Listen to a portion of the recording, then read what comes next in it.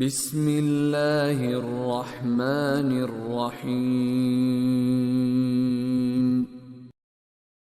أمرا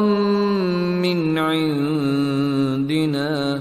إنا كنا مرسلين رحمة من ربك إنه هو السميع العليم رب السماوات والأرض وما بينهما إن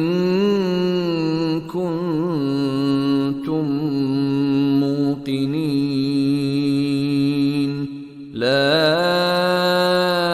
إله إلا هو يحيي ويميت ربكم ورب آبائكم الأولين